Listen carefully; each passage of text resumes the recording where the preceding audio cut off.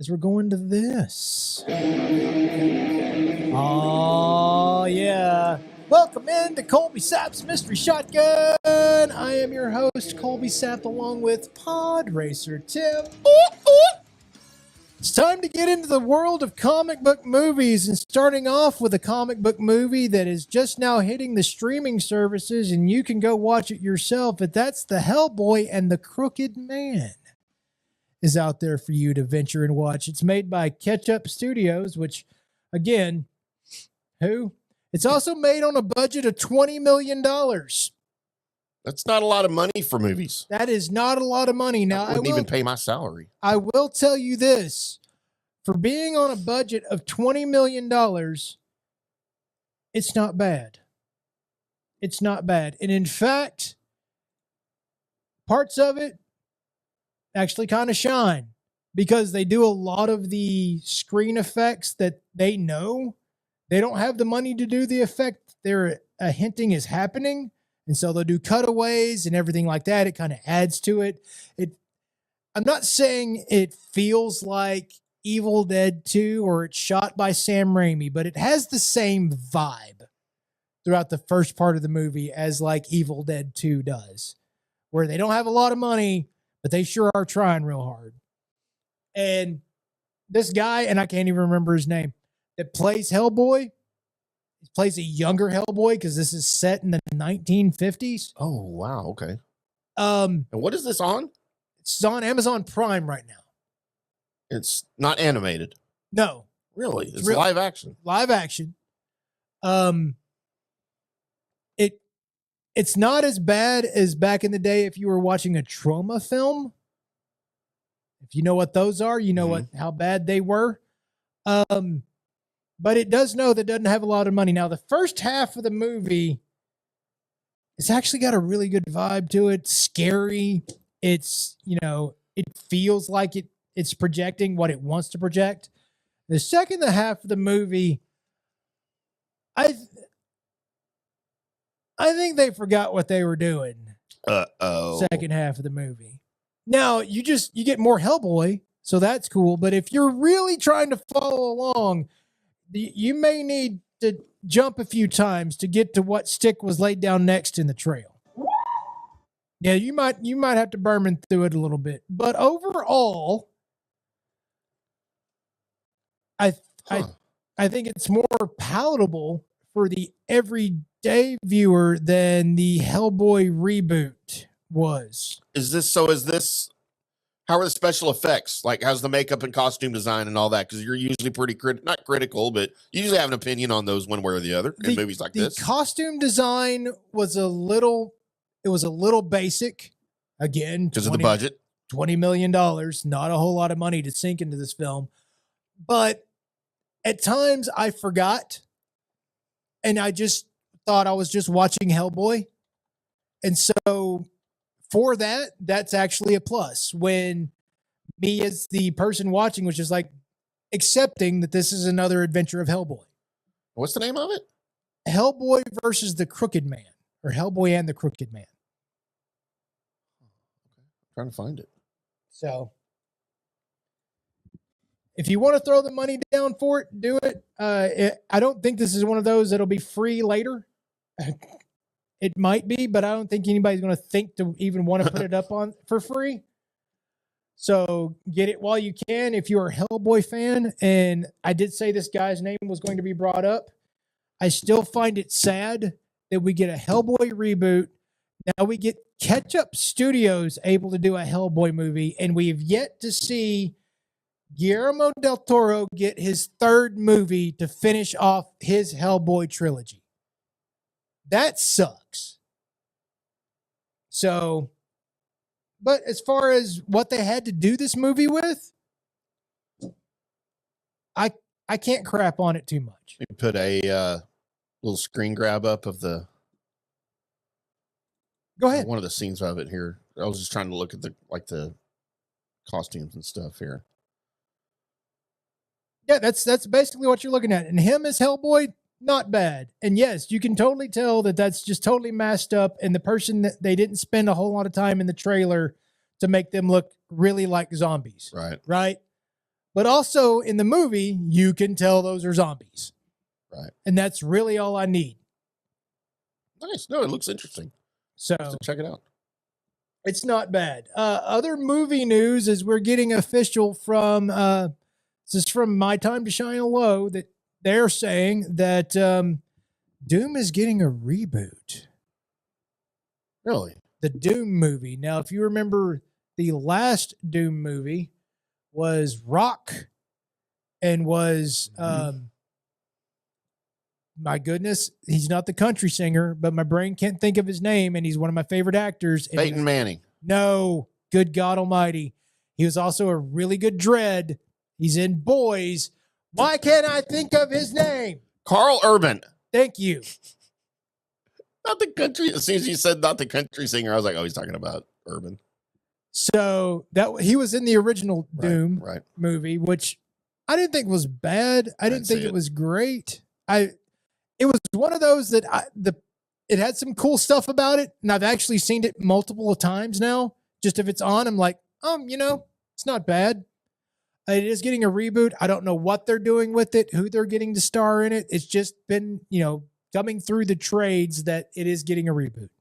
So with that being said, it kind of feels like one of the movies that one of the up and coming wrestlers is going to end up cabbaging onto, one of the new guys they think will be a good guy to move, like John Cena moved out of wrestling.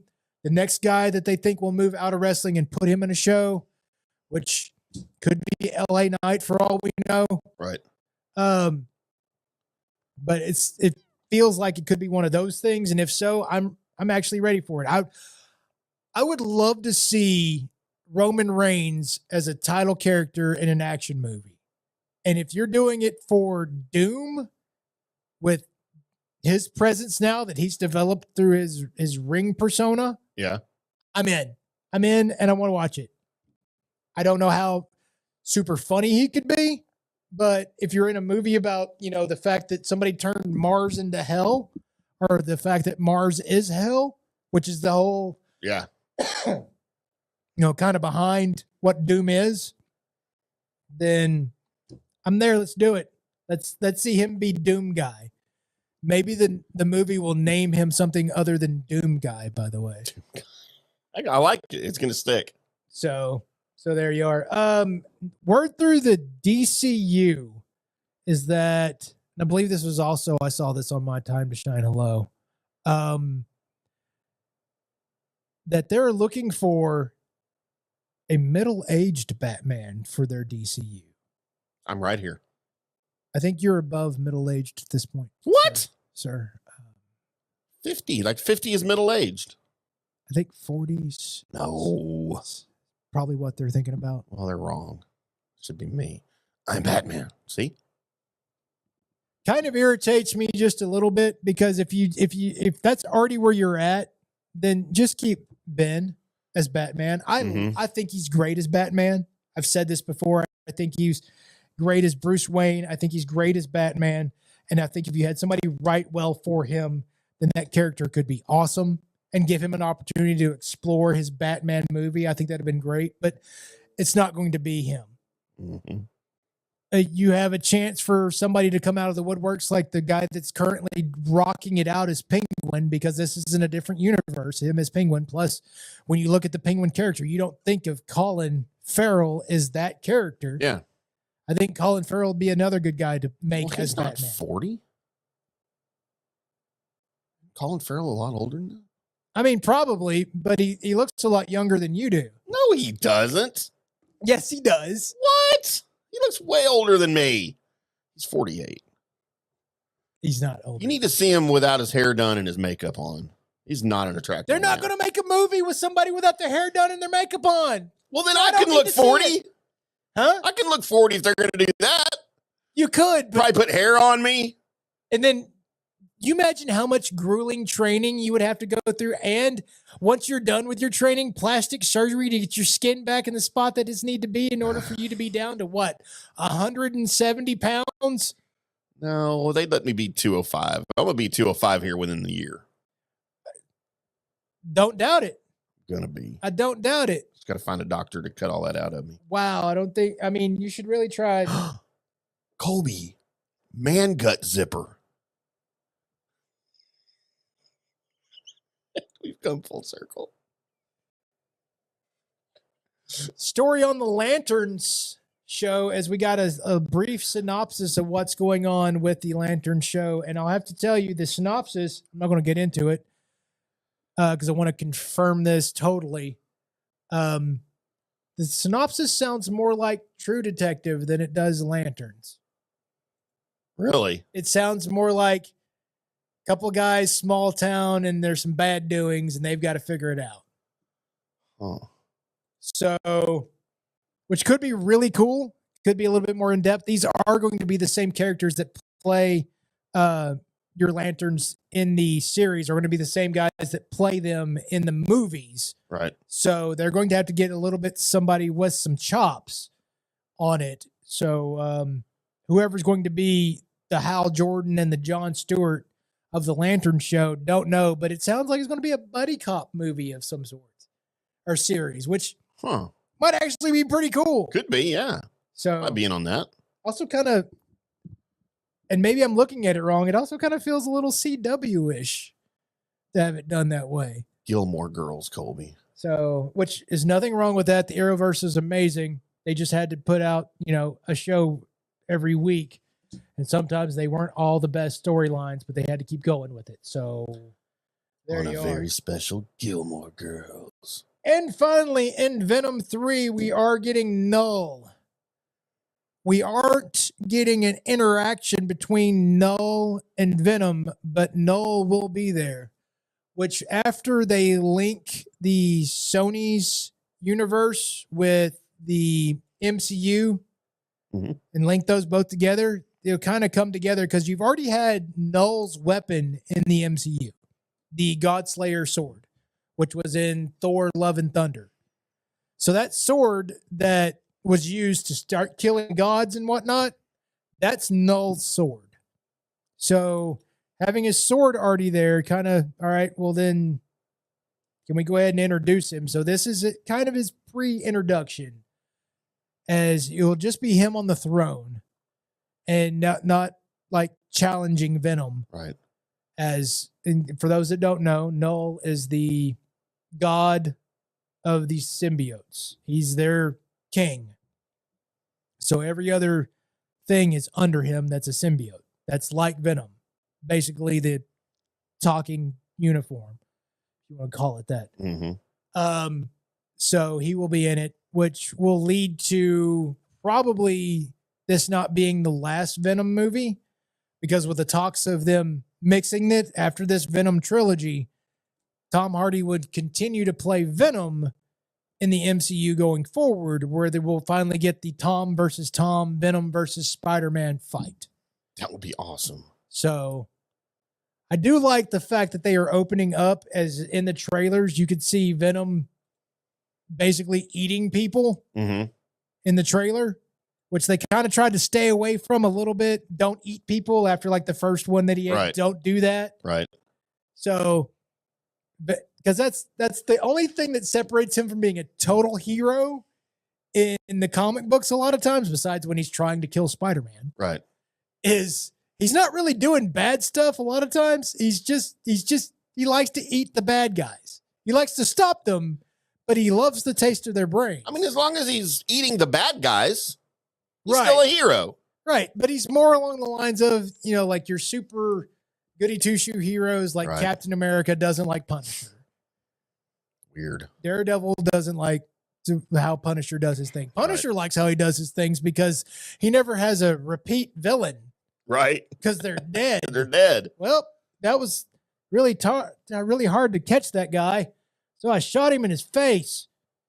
Now I don't have to worry about him later. Meanwhile, Batman's having to go catch Joker for the 850,000th time. Because he won't kill him. Right. Because they complete each other, Tim. So dumb. They complete each other.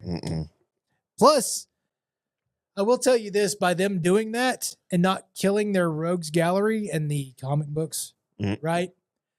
That they become the rogues gallery. when you have a superhero that does kill the bad guys, the problem is now you've got to come up with another bad guy.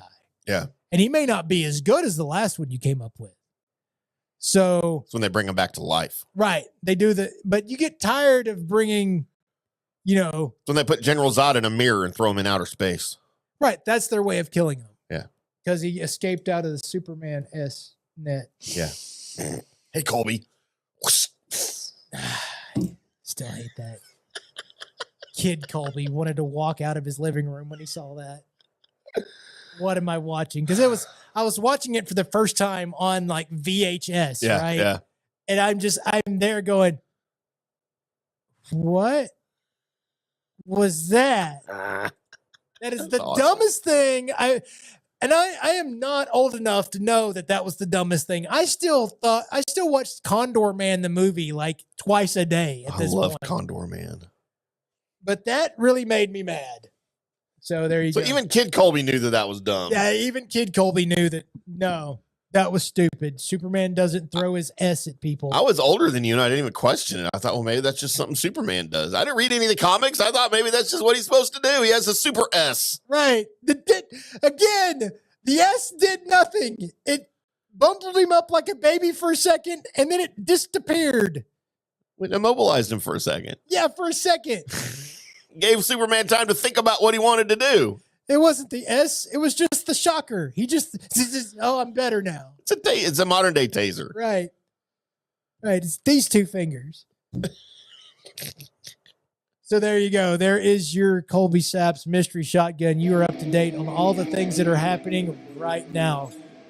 Coming up next, we are going to do our picks against each other and a coin, and then I have news and notes. That's all coming up on the Colby Sapp and IndyCar Tim Show.